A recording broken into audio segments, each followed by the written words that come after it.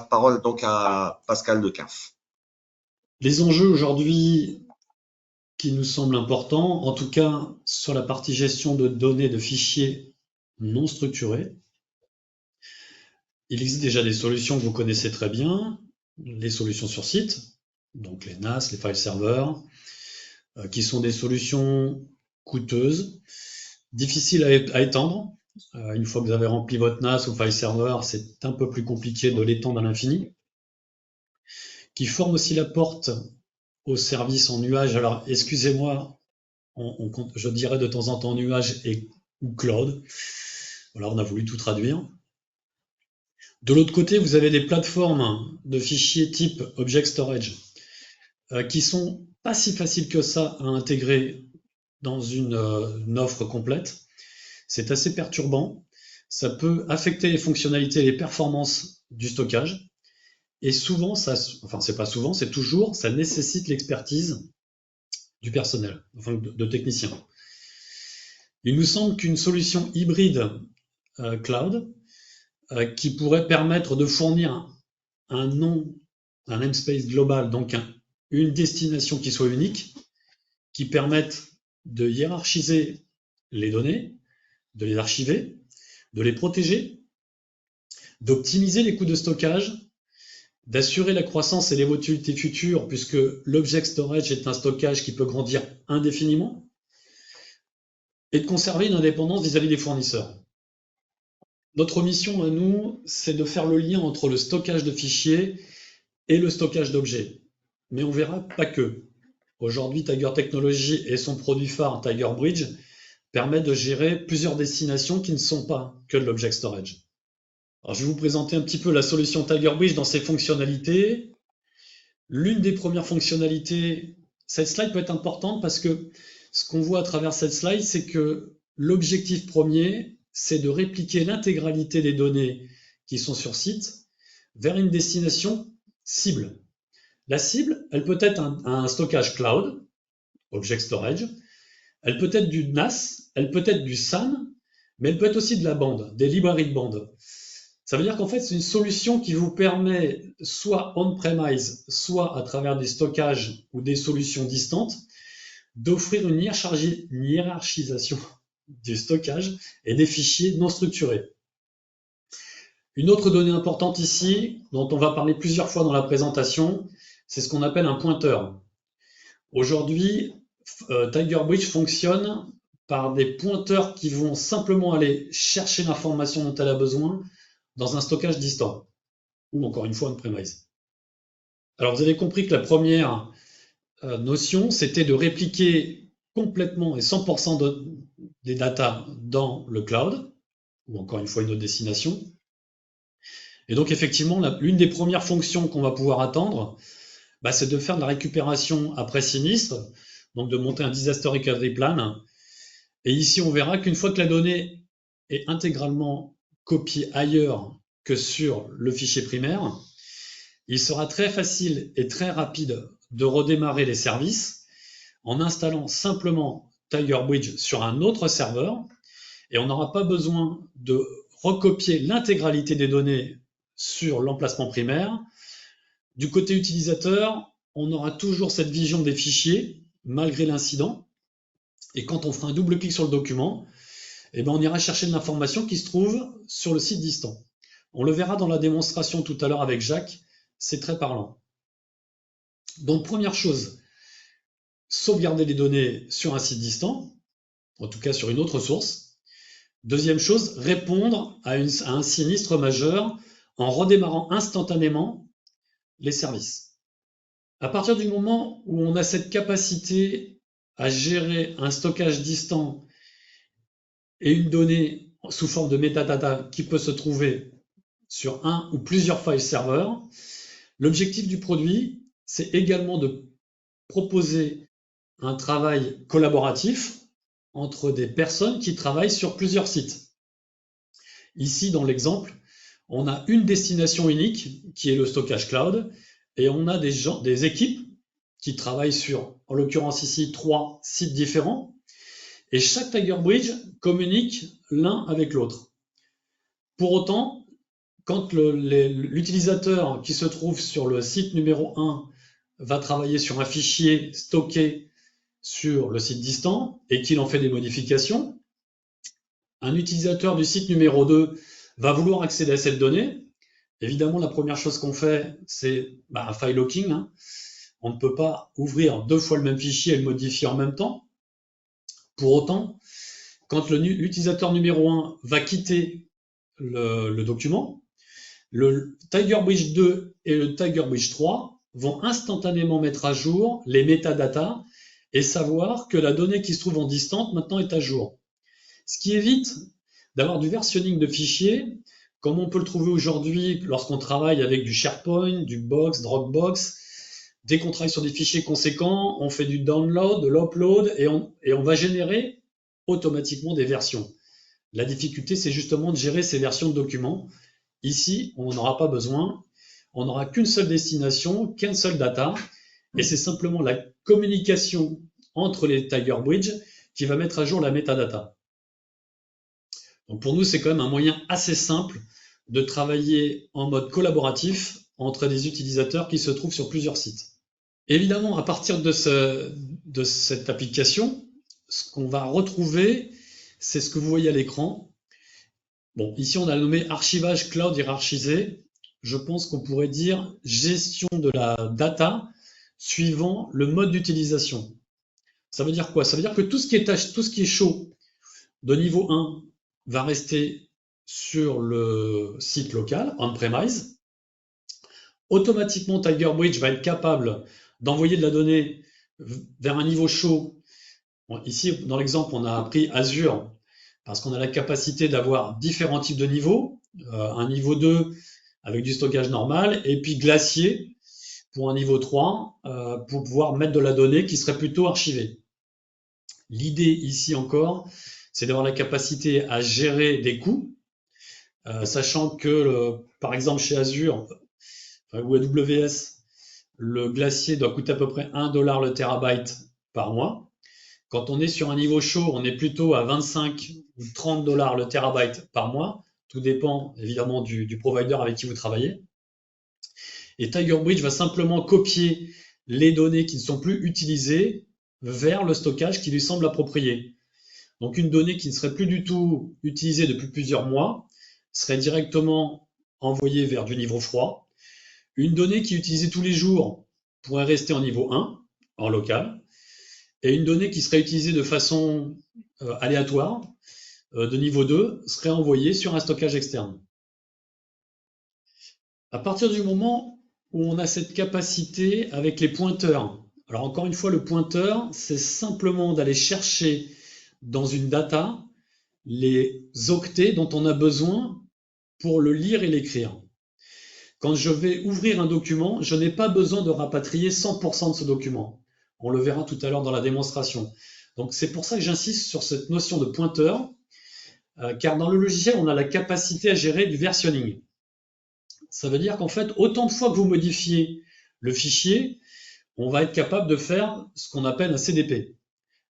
Une sauvegarde, vous savez tous ce que c'est du backup avec des règles qui sont une fois par jour ou plusieurs fois par jour, par semaine, enfin bon, les règles qui sont habituelles du monde du backup.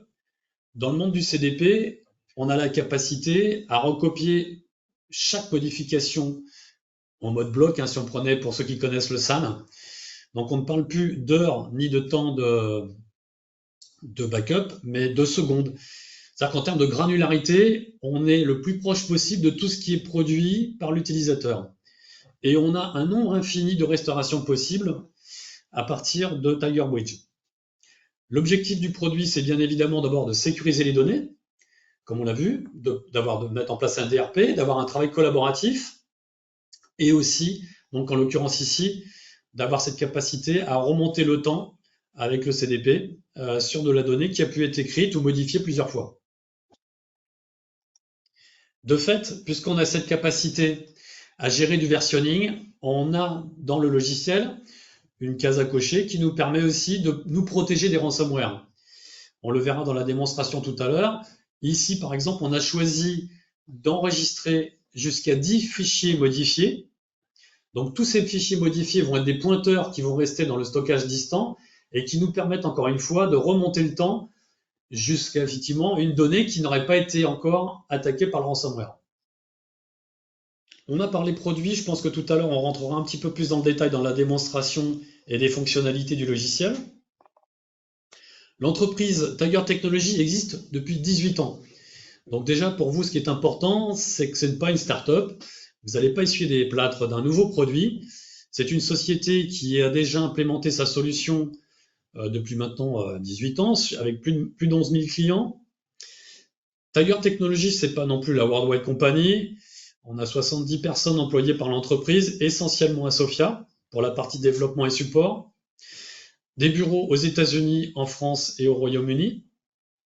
Et donc aujourd'hui, un axe principal de développement qui est celui de fournir un cloud hybride à nos clients et nos partenaires. Alors on fait 100% des ventes en mode indirect et on ne travaille qu'avec des partenaires effectivement certifiés et au travers de Miel pour la France.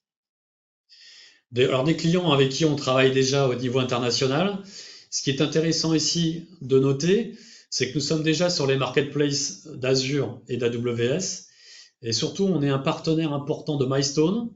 Milestone qui est une solution de vidéosurveillance où on intègre finalement notre technologie dans leur solution de logiciels qui permettent, on verra tout à l'heure aussi dans un cas client, d'étendre un stockage local vers le cloud. Alors, à chaque fois que je parle de cloud, retenez ce que j'ai dit au démarrage, c'est que pour nous, la destination n'est pas forcément un object storage uniquement.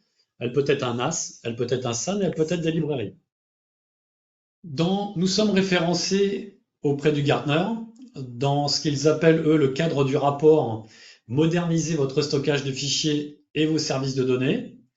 Ce qu'on voit ici, c'est que pour le Gartner, vous avez des rubriques que vous connaissez déjà très bien, qui sont celles des infrastructures distribuées, qui sont celles des structures blocs avec différents types de partenaires, des fichiers non structurés, files et objets avec des offres qui sont déjà répertoriées au niveau du Gartner. En ce qui concerne Tiger Bridge, nous sommes dans la case Data Services, au même titre que d'entreprises comme Atempo, Nodeum. Et ici, il faut bien penser que ces offres ne sont pas forcément concurrentes, elles peuvent être complémentaires. En l'occurrence, Atempo, Nodeum sont plutôt des solutions de migration. Tiger Technologies peut être aussi une solution de migration, mais sa fonction première, c'est bien de protéger les données et d'étendre un stockage local en utilisant le stockage distant comme une ressource supplémentaire. Nous sommes également listés comme challenger dans le Coldago Research Map. Ce que vous voyez ici, c'est que nous sommes en haut de l'affiche, on peut dire près de Microsoft, et que vous avez des leaders type NAS, Cetera, Nasuni, Panzura, qui sont des sociétés historiquement déjà présentes sur le marché au niveau international pour la partie tampon entre une donnée qui est locale et une donnée qui est dans le cloud, avec une grosse différence en ce qui concerne Tiger Technologies, et encore une fois, ce qui concerne le pointeur dont je parlais tout à l'heure, c'est qu'une donnée qui est sur un site distant n'a pas besoin d'être réintégrée à 100%. On ne lira que les données dont on a besoin. Je pense que la démonstration sera parlante tout à l'heure. D'ailleurs, tout de suite. Alors, bonjour, Jacques, Société Miel. Donc, je vais vous présenter la plateforme de démo. Alors, dans cette présentation, dans cette démo, j'ai émulé deux machines qui sont sur des sites distincts. Donc, il y en a un qui s'appelle Win 2019, une machine, et l'autre machine qui s'appelle AppW ici, et sur lesquelles j'ai mis également deux Tiger Bridge, et qui synchronisent, donc pour l'un et pour l'autre, qui synchronisent les informations sur un stockage objet, donc on voit que c'est du S3 ici, voilà, et qui est représenté après par une solution derrière qui est une solution Swarm Datacore. Et donc dans cet outil ici que je retrouve, on a les options qu'on a présentées tout à l'heure et que Pascal a présentées, notamment sur la réplication, sur la possibilité d'activer la protection au niveau des ransomware. Et derrière tout ça, on a nos containers de fichiers, donc ici sur un des serveurs sur le C ici, et de l'autre côté sur un autre serveur aussi, également sur le C local. Et on synchronise tout ça, encore une fois, vers un stockage objet. Et donc, je vais retrouver, alors c'est là que je vais, donc je vais retrouver, voilà, ok. Donc ici, je vais retrouver mes dossiers sur lesquels je travaille, et notamment, je vois sur le local ici, sur le C local, je vais retrouver ici les fichiers qui ont été répliqués dans mon container et notamment dans mon swarm de l'autre côté. Donc ici, je vais vous montrer mon swarm ici. Donc ça, c'est mon stockage objet et avec mes buckets. Et j'ai synchronisé et répliqué ces fichiers. Et on retrouve ici ces fichiers, notamment ce fichier ici, qui est complètement, avec l'icône bleue, qui a été complètement répliqué sur mon swarm ici dans mon bucket. Et je retrouve ici, quand je regarde les propriétés, je vais retrouver comme indication et taille de fichier, je vais retrouver cette taille, tant de mégas. Mais par contre, sur mon disque, je n'ai que la représentation des pointeurs, qui est de tant de K ici. Mais par contre, je peux après, à tout moment, accéder à mon fichier. Et sur d'autres fichiers, j'ai une notion aussi de version. Donc là, c'est au cas où j'ai mis de versionning au niveau de ma solution objet, j'ai la possibilité de conserver plusieurs versions du fichier en question après modification. Et donc, on a la possibilité, effectivement, en cas de ransomware, de revenir sur une version connue, bonne, entre guillemets. C'est ce qu'on voit, comme l'explique Jacques, c'est qu'effectivement, l'intérêt, c'est que quand on travaille pour un utilisateur final, l'idée, c'est surtout de ne pas être perturbant, donc on n'est pas intrusif côté utilisateur. On s'intègre complètement dans l'Active Directory déjà existante du compte client. Ça veut dire qu'en fait, on n'a pas d'intrusion de ce côté-là. On n'est pas non plus intrusif du côté data center, c'est-à-dire que si vous travaillez avec un OVH ou peu importe avec quel provider avec qui vous travaillez, ou si vous êtes vous-même intégrateur, on n'installe pas d'agent côté chez vous. Nous, on est simplement, comme on le voit ici sur cette slide, du moins dans cette démo, on a simplement besoin d'une destination. Donc on n'est pas intrusif côté bucket, on n'est pas intrusif côté utilisateur, on est simplement installé dans un lien, à un moment donné, alors, en l'occurrence ici c'est un file server, ça pourrait être aussi des stations de travail qui veulent accéder directement à de la donnée qui se trouve sur de l'object storage. Je pense en particulier aux sociétés qui sont dans le monde du media entertainment et qui travaillent sur des fichiers lourds et qui veulent un accès direct à de la donnée partagée. En l'occurrence, un petit peu comme un SAN, où dans un SAN, généralement, ce sont des serveurs d'application qui vont accéder au bloc. Bah, ici, on va donner en target non plus un serveur, mais un utilisateur final qui pourrait être une station de travail et qui veut, à travers TigerBridge, accéder à de la donnée qui soit dans l'object storage de façon partagée. C'est des choses qu'on trouve régulièrement dans le monde du média, pour des gens qui travaillent par exemple sur Avid ou Adobe Premiere et qui travaillent sur des fichiers lourds. Voilà, donc on n'est pas intrusif côté client final, ça veut dire que, enfin côté utilisateur, excusez-moi.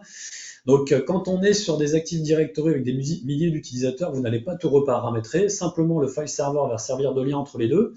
Ce qu'on doit retenir ici, c'est qu'un utilisateur, parce qu'on n'a peut-être pas insisté sur cet aspect des choses, c'est que vous avez compris qu'au début, on copie 100% des données qui vont être dans le cloud. Mais au fur et à mesure de l'utilisation des fichiers, plus on va avoir de fichiers et peut-être on n'aura pas forcément l'espace de stockage disponible sur le file server local.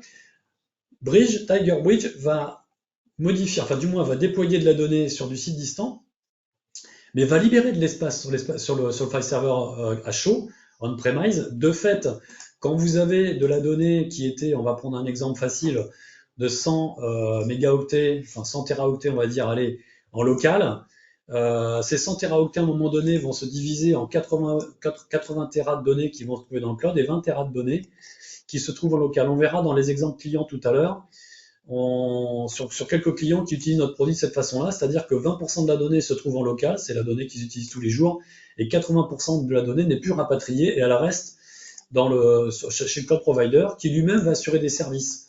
Ça signifie autre chose, ça signifie aussi que quand vous avez vos politiques de backup sur de la donnée locale, bah évidemment, au lieu de backuper tous les jours et de restaurer éventuellement, enfin en tout cas backuper, j'espère qu'on ne restaure pas tous les jours, mais backuper de la donnée, ben on ne va plus que backuper la donnée qui est vraiment de la donnée utilisée, c'est-à-dire les 20 Tera, plutôt que de continuer à backuper sans terrasse qu'on faisait tous les jours, puisque c'était de la donnée présente localement. Donc ici, ce qu'on voit bien sur ce fichier, c'est que les icônes ont pris des couleurs différentes, verte, bleue. On a une autre icône qui a la forme d'un flocon de neige. Et le flocon de neige, en fait, c'est de la donnée qui est glaciée. Hein, ça ne devrait pas vous surprendre, mais c'est de la donnée qui va se retrouver sur de la bande. Et quand l'utilisateur va voir ces trois types de fichiers, pour lui, c'est toujours de la donnée qui est utilisable et pour laquelle il peut faire un double clic pour aller la lire.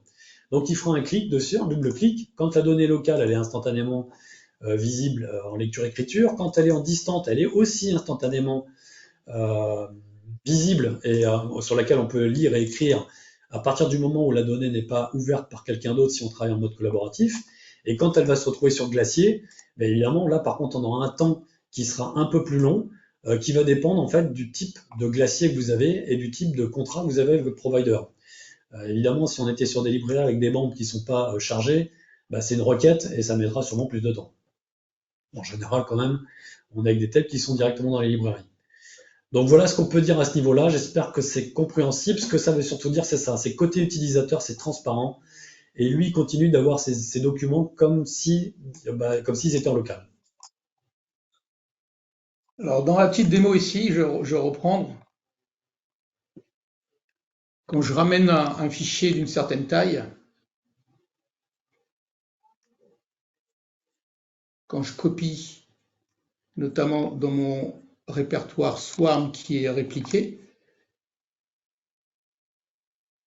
ce fichier arrive, brut de fonderie on va dire, avec la taille qu'on a ici. Au bout d'un certain moment, il y a une icône qui vient par-dessus pour dire que ce fichier va être répliqué. Et au bout d'un certain délai aussi, qui sont paramétrés par les paramètres derrière au niveau du Tiger, cette icône va passer de vert à bleu. Et on va du coup, dans les propriétés ici, retrouver moins d'informations sur le disque que ça ne l'est noté ici. Donc on va retrouver ici à peu près ces informations ici, au niveau du transfert au passage. Ce que ça veut dire ici, ce qui est important à retenir, c'est que l'utilisateur, encore une fois, voit ces fichiers comme s'ils étaient en local, alors que pertinemment on sait que le fichier new, donc pas le new 2, le new est déjà sur un stockage distant. Quand on fait une ouverture, donc un double clic sur le document, on ne va chercher que les quelques kilos dont on a besoin. Le fichier fait bien 13 mégas, mais moi je n'ai été lire que 4 kilos. Et pour autant, l'utilisateur ne le sait pas. Et ça, c'est très intéressant puisqu'on n'est pas en train de rapatrier une intégralité de données. N'oubliez pas que quand vous travaillez avec des providers type AWS, enfin la majeure partie des boîtes américaines en tout cas, que ça s'appelle Google, IBM, Azure ou AWS, vous avez une facturation de ce qu'on appelle l'egress, c'est-à-dire de la donnée que vous voulez rapatrier chez vous. Quand vous travaillez avec des solutions qui sont des solutions tampons, qui ont besoin de répliquer l'intégralité du fichier pour qu'il soit lisible, et bien évidemment, vous êtes facturé aussi, non pas des 4 kilos comme ici, mais des 13 mégas. Alors qu'avec TigerBridge, ben ça se voit pas, c'est $1, c'est jamais $1, hein. Mais en fait, vous ne serez facturé que sur les 4 kilos et non pas sur les 13. Et puis surtout, en termes de lecture-écriture, on a cette capacité à lire instantanément la donnée. Donc quand on revient sur l'exemple que j'ai cité en tout premier, qui est celui du Disaster Recovery Plan, et que vous avez perdu toutes vos données qui étaient en local et que vous devez redémarrer instantanément vos NAS, vos file serveurs avec une donnée qui est distante, et ben quand l'utilisateur fait un double clic sur le document qui s'appelle Mésange Bleu, c'était le document sur lequel il travaillait avant que son serveur ait disparu, et bien il va faire un double clic dessus, ça va s'ouvrir instantanément et on ne va rapatrier que les pages dont il a besoin et non pas 100% du document. Ce qui permet aussi de reconstruire tranquillement le file serveur local et donc de se donner du temps au temps. C'est aussi là qu'on peut détourner finalement TigerBridge comme un outil de migration, puisque ça va aussi permettre de travailler dans le temps et de se dire qu'une donnée qui a été intégralement copiée sur un provider distant, on va être capable de le ramener sur le stockage local, mais également sur un autre provider, parce que TigerBridge est une solution qui est aussi multi-tenant. Ça, c'est l'intérêt, c'est-à-dire qu'en fait, on peut imaginer que vous avez des clients qui vous ont peut-être pas attendu, ou qui sont déjà partis sur un Azure ou un AWS, mais qui peuvent être intéressés par un intégrateur ou un partenaire qui se trouve en local, et ils se disent, moi ça m'intéresserait peut-être d'avoir une partie de mes données qui sont chez AWS, et pourquoi pas répliquer sur le partenaire qui est local, qui se trouve à Bordeaux, Lyon, peu importe. Ce qui peut permettre de rassurer les clients aussi en leur disant c'est pas parce que je suis un acteur local que j'ai pas cette capacité à vous accompagner, à apporter du service. Et donc, je vais être capable de vous offrir des services, parce que ça, c'est bien produit, c'est bien pour ça qu'on est dans cette partie de Gartner, comme une offre data services qui permet à un intégrateur et à un client de comprendre quels sont les intérêts d'avoir de la donnée qui ne se trouve pas forcément qu'en local, mais qui est toujours lisible pour l'utilisateur. Et là, j'ai mes deux sites que je vois ici, ce premier-là. Lorsque j'ai rajouté le deuxième fichier new ici, new 2 notamment, en fait, il a été répliqué sur le deuxième site ici, en new 2 également, à ce niveau-là. Et toujours avec juste les pointeurs, et tout le reste du fichier, bah, c'est centralisé après sur mon stockage objet qui se trouve ici. Donc là-dedans, j'ai tous mes fichiers. Et je devrais retrouver après le new 2 stocké dans mon swarm. Et donc le gros du fichier se trouve ici, dans mon stockage objet. Et après, je n'ai que des pointeurs sur un site, comme sur un autre site qu'on a vu derrière. Et après, ce qu'il faut noter aussi, c'est que les sources que je définis, donc ça c'est la seule console, donc la console elle est très facile à appréhender. On définit des sources. Donc là j'ai un C ici, un dossier. Ici il y en a un autre. Donc on choisit ces sources. Un peu de bidon. On choisit sa source et ensuite on choisit aussi les destinations. Donc vous voyez tout un lot de destinations aussi cloud. Alors, S3 compatible, ça veut dire qu'en fait, effectivement, c'est une liste non exhaustive, hein. Vous le verrez dans la présentation, on a cette capacité à travailler avec d'autres solutions qui sont pas forcément ici, mais elles peuvent être des solutions on-premise, qu'elles s'appellent Swarm de DataCore, Cloudian ou Scality ou autre. À partir du moment où c'est du S3 compatible, pour nous, ça peut être une destination pour la source dont vient de parler Jacques. Donc soit cloud, soit on-prem, ici. Donc après, vous choisissez aussi pareil, hein, vous avez du S3 on-prem. Moi, c'est ce que j'ai fait pour la partie Swarm DataCore. Mais après, vous pouvez aussi avoir comme d'autres destinations, vous pouvez avoir aussi un NAS qui est la destination d'une source NAS. Donc ça, c'est intéressant. Et puis après, vous pouvez aussi avoir aussi des lecteurs de bande derrière, hein, si vous voulez avoir une protection après de vos données en mode air-gap, pouvoir sortir la bande et la ranger ailleurs que sur un lecteur ou sur quelque chose qui est accessible au niveau réseau. Donc ça, c'est encore utilisé et pleinement utilisé. Donc vous avez ici le choix de différents types de protection, entre guillemets, et d'outils de stockage. Et une fois que vous avez choisi ces différents points de source puis destination, vous allez pouvoir mettre après des politiques de synchro. Donc, vous synchronisez tous les combien. Donc après, si vous faites de la protection ransomware, peut-être que tout ce qui est réplication également, vous allez pouvoir mettre non pas des secondes, mais mettre une journée par exemple. Comme ça, s'il y a un crypto qui arrive, vous pouvez revenir une journée avant et vous avez 24 heures pour pouvoir retourner. Vous avez une notion aussi de réclamation d'espace par rapport à des tailles de fichiers. Donc c'est ce que je vais utiliser pour pouvoir bouger en fait mes informations de new vers mon stockage objet et de conserver uniquement les pointeurs. Et puis après conserver un nombre de versions. Mais ça va après en lien avec aussi votre solution de stockage derrière. Donc voilà, c'est assez simple et efficace comme outil. Donc une console à installer sur une machine ici type Windows. Et après, vous allez chercher vos différents shares locaux, les sources notamment. Et puis après, vous choisissez aussi vos destinations pour distribuer toutes ces informations vers vos points de stockage S3 ou S3 locaux comme on a vu tout à l'heure dans la présentation de l'outil. On va passer à quelques exemples de cas clients maintenant qui peuvent étayer un petit peu le discours qu'on vient d'avoir ensemble. On va pas en prendre 36. On va prendre des cas qu'on a nous rencontrés sur des marchés qui nous semblent des marchés cibles. Ceci dit, comme vous l'avez compris, c'est pas forcément un produit qui est vertical. Aujourd'hui, les environnements file server, hein, ils sont chez tous les clients, quel que soit le type de client et la taille de l'entreprise. Évidemment, en fonction de la taille de l'entreprise, on peut très bien partir sur des NAS très simples, type Synology, et avoir une API pour aller répliquer sa donnée, mais on parle bien de réplication et on ne parle pas d'extension du volume. Là, on aura 1 pour 1. Ici, avec TigerBridge, on est 1 d'un côté et on peut être 10 de l'autre. Dans le cas présent ici, c'est une chaîne d'hôpitaux. Alors, évidemment, dans le monde de la médecine, et en l'occurrence ici, l'hôpital, enfin cette chaîne d'hôpitaux en Allemagne, ils génèrent 1 péta de données par an sur de la donnée uniquement de pathologie. Alors, on parle de Philips parce que c'est les premiers pour lesquels on a développé une API qui permet directement dans leur application d'étendre le stockage local vers un cloud qui est un cloud, en l'occurrence, je crois que c'est Azure. Oui, c'est ça, c'est Azure.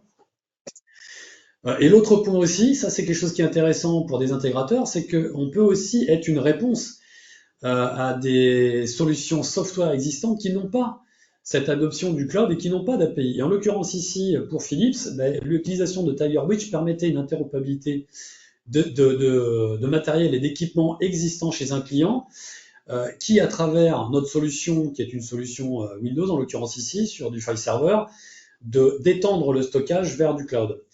Ce qu'on voit ici, c'est que pour ce client, ce qu'on a été capable de faire, c'est simplement pour des données qui représentent aujourd'hui 1,5 péta de données, en local, ils n'ont que 20 téras de données.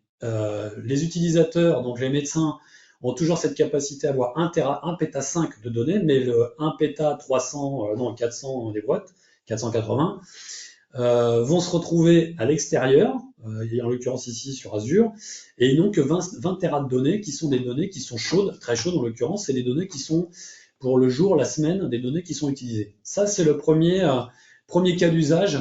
En l'occurrence ici, on parle de volumétrie assez conséquente. Le deuxième, alors il s'appelle Headquarters, c'est vrai que jusque très longtemps, j'ai toujours cru que c'était un titre générique, mais non, l'entreprise s'appelle comme ça. C'est une entreprise qui est plutôt dans le monde du média, qui utilise ici une gamme produits. Alors vous voyez, on l'a mis en titre, TigerTor, TigerSpace, TigerServe, ils utilisent toute notre gamme produits, parce qu'en fait le NAS et le SAN combinés, ça aussi c'est des produits qu'on sait gérer chez Tiger Technologies. D'ailleurs je vous invite à visiter notre site web pour voir un petit peu quels sont les types de produits qu'on fait et qui sont distribués par Miel. En l'occurrence ici, TigerStore, c'est ni plus ni moins qu'une baie de stockage qui a la capacité à être attaquée par le LAN, comme un NAS, et aussi à présenter des volumes à des serveurs d'application comme un SAN. Donc une seule baie qui présente les deux. Aujourd'hui, ce sont des solutions qui sont de plus en plus courantes, qu'on retrouve plutôt dans le monde du file et de l'object. Nous, on était plutôt sur du bloc et sur du file. L'idée ici, encore une fois, c'était d'être capacité d'offrir une extension de volumétrie sur de la donnée qui n'est pas forcément toujours utilisée et qui est partagée entre différents sites. Je ne donnerai pas le nom en fait d'une autre société pour laquelle on travaille, mais pour vous donner un ordre d'idée, une entreprise qui travaillerait dans le monde de la communication, une boîte de publicité en fait, qui récupérait un budget conséquent d'un constructeur de voitures à l'échelle internationale, travaille forcément avec des équipes qui sont réparties un petit peu partout dans le monde et qui ont le besoin d'aller accéder à une donnée unique, en tout cas pour le master, si on peut dire ça comme ça, et qui vont travailler chacun localement. L'idée ici, encore une fois, c'est d'avoir des équipes qui sont réparties dans le monde entier et qui vont travailler sur une donnée unique avec une source qui va se retrouver ici dans le stockage. Encore une fois, ce que ça va permettre aussi, c'est d'optimiser les coûts et d'étendre la capacité des données locales à l'infini et de protéger ces données, parce que c'est aussi un autre intérêt, c'est que la donnée qui est automatiquement dans un premier temps répliquée sur un stockage distant, mais qui va être aussi, suivant les services que vous-même assurez en tant que service manager, ou alors le provider avec qui vous travaillez, d'assurer des services supplémentaires qui pourraient être de la réplication, du backup. Enfin bon, c'est pas parce que la donnée elle est chez un cloud provider que vous devez oublier tout ce qui se trouve derrière, c'est-à-dire de continuer peut-être à faire du backup, mais ça, ce sont des services qui sont associés côté provider. Un autre exemple qui est assez aussi caractéristique de ce qu'on va être capable d'apporter. En l'occurrence ici, c'est un aéroport qui est en Amérique du Sud, mais on a plusieurs aéroports aujourd'hui qui sont clients de notre solution. Et ici, c'est plus pour répondre à de la vidéosurveillance et d'avoir cette capacité. Alors vous savez que la vidéosurveillance, suivant les pays, en l'occurrence pour la France, le maximum c'est 30 jours de données stockées en local. Mais la majeure partie des collectivités locales ou des entreprises privées qui vont générer de l'image et de plus en plus d'images ont de plus en plus de difficultés à gérer les 30 jours. Et ce, pour une raison bien simple, c'est qu'en fait, en fonction des informations que vont fournir les caméras et du nombre de caméras que vous allez rajouter au fur et à mesure où vous voulez rajouter de la sécurité ou simplement du contrôle, ben vous allez générer des fichiers. Les fichiers vidéo sont très conséquents, sont gros, et vont la plupart du temps soit adresser un NAS partagé, ou en l'occurrence on travaille sur un projet ici en France avec une collectivité locale qui a 14 serveurs. Alors vous avez des centaines de caméras, c'est une grosse collectivité locale, hein. Vous avez des centaines de caméras qui pointent sur des serveurs. Ici, c'est 14 serveurs avec bourrés de disques. Pour des raisons de performance qu'ils n'arrivaient pas à atteindre, bah, ces serveurs sont bourrés de disques flash. Bon, c'est quand même assez incroyable, mais bon, c'est-à-dire qu'en termes de coûts, ils ont quand même mis les moyens. Mais aujourd'hui, ils ont la capacité d'assurer que 15 jours de vidéo.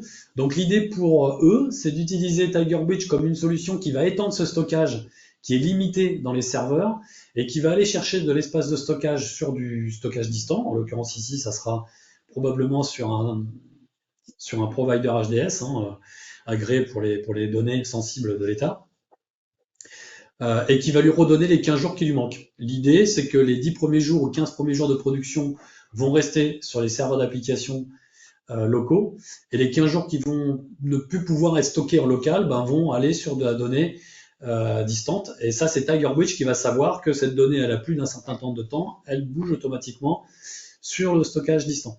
Ça nous permet, enfin du moins ça permet en l'occurrence ici de réduire les coûts, de n'avoir aucune perturbation, parce qu'encore une fois, n'oubliez pas que si on devait perdre les données locales, elles sont toujours sur un site distant. Ça peut répondre aussi à d'autres types de problématiques. En l'occurrence, bon, on est en France, vous avez tous pu voir ce qui s'était passé avec les Gilets jaunes, c'est pas très vieux.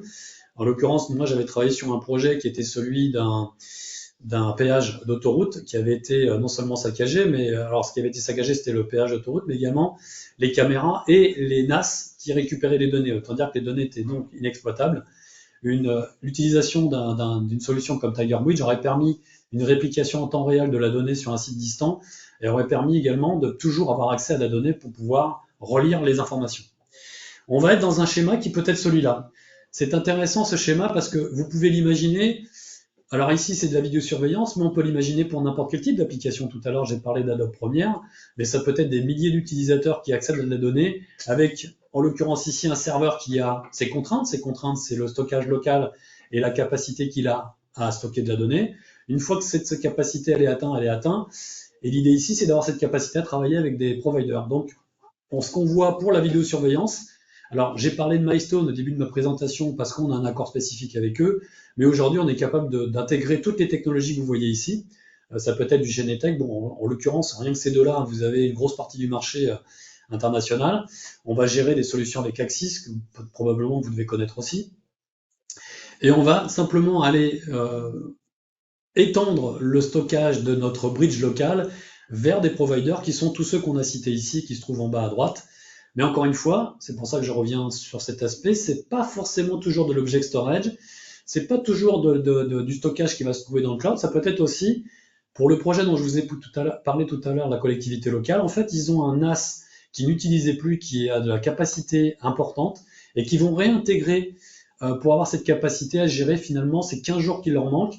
C'est une solution tampon, en fait, ça permet aussi souvent, comme la virtualisation, de réutiliser des équipements qui étaient des équipements existants sur site, et qui vous permettent à vous, intégrateurs, mais clients, de réinstaller des solutions qui sont des solutions qui existaient déjà chez les clients et de leur proposer d'autres types de services pour eux-mêmes.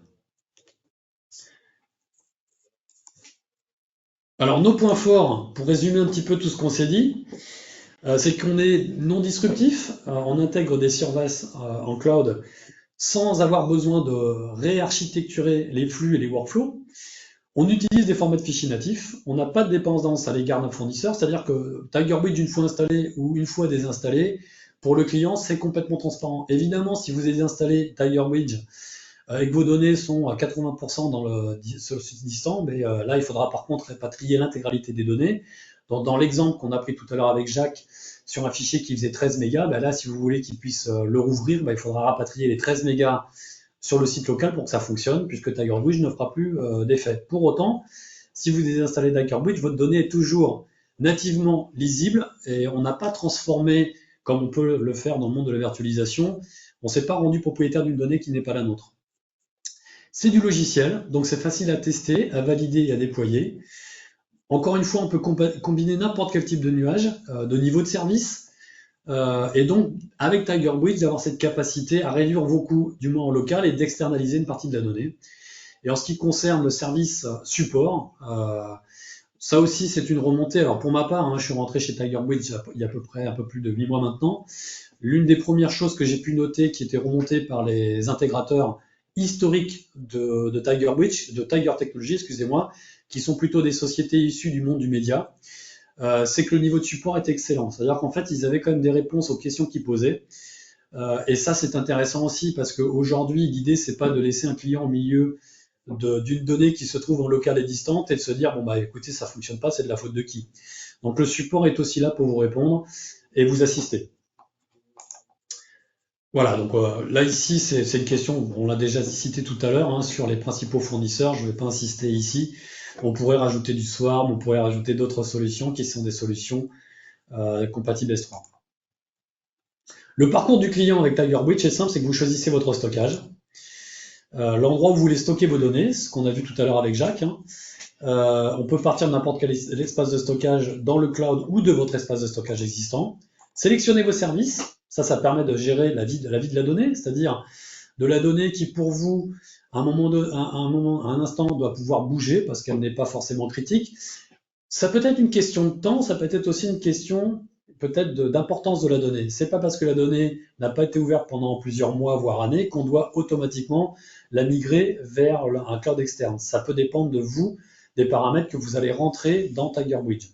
De la réplication, évidemment, ça nous semble essentiel parce que les fichiers non structurés sont backupés, on n'a pas toujours cette capacité d'avoir un système actif-passif en réplication en temps réel de la donnée. Bah ici, TigerBridge va vous l'offrir sur du fichier non structuré. De l'accès global au fichier, ça aussi vous l'avez vu tout à l'heure quand on travaille en multisite, c'est-à-dire une seule destination et des utilisateurs qui se trouvent sur plusieurs sites, et chaque site, on installera TigerBridge pour avoir cette capacité à travailler en mode collaboratif avec encore une seule version de document qui serait atteignable par tous les utilisateurs. De la migration, c'est effectivement, on n'a pas insisté sur cet aspect-là, mais l'outil peut être aussi utilisé, comme on l'a dit tout à l'heure, pour de la migration de données d'un cloud provider ou d'une donnée locale vers le cloud provider avec qui vous travaillez. Installez TigerBridge, c'est très facile à tester et déployer. Il suffit de vous retourner vers votre intégrateur ou vers Miel et on aura la capacité à vous proposer une version de test qui vous permettra d'essayer. Essayer, c'est l'adopter, donc j'espère qu'après vous pourrez l'utiliser plus longtemps. Et créer de la valeur, bah oui, puisque vous allez optimiser des ressources en gérant vos capacités et en ayant une résilience de toutes vos données. Voilà, ça c'est le parcours du client avec TigerBridge, c'est assez simple comme l'a dit Jacques tout à l'heure, et ça vous permet à vous de vous occuper maintenant différemment de fichiers non structurés en intégrant, encore une fois, le NAS, le SAM, les bandes, les librairies, et tout type de destination qui c'est S3, cloud public ou cloud privé. Là, ici, vous avez les ressources que je vous engage encore une fois, vous les retrouverez après dans la présentation qui sera téléchargeable. Vous pouvez aller chercher sur notre site et puis visiter notre site et puis vous aurez plus d'informations. Il y a beaucoup de vidéos qui sont déjà actives et de cas clients que vous pouvez retrouver sur notre site. Voilà. On vous remercie pour le temps que vous nous avez accordé. Donc, cette présentation sera envoyée à chacun d'entre vous. On sera bien sûr à votre disposition pour pouvoir répondre à quelques petites questions qui pourraient arriver par la suite. Et on vous engage à nous recontacter pour pouvoir faire des tests de tout ça ensemble et essayer de trouver des cas clients qui pourraient être favorables. L'outil se prête très bien une petite démo auprès d'un client. Il est possible de pouvoir très rapidement regarder dans son environnement local ce qui pourrait être intéressant, faire une sorte de petite audit pour voir quel est le pourcentage de données froides par rapport à l'ensemble des données et donc de pouvoir convaincre le client qu'il n'a pas à modifier son stockage mais qu'il y a possibilité de l'optimiser en ajoutant cette brique permet d'intégrer les différents stockages cloud public avec son stockage existant. Donc merci à tous et donc je vous retrouve j'espère également pour les autres sessions, les 3 autres sessions restantes sur ce trimestre pour l'ensemble des solutions de data management chez Miel. Merci, bonne journée. Merci, au revoir.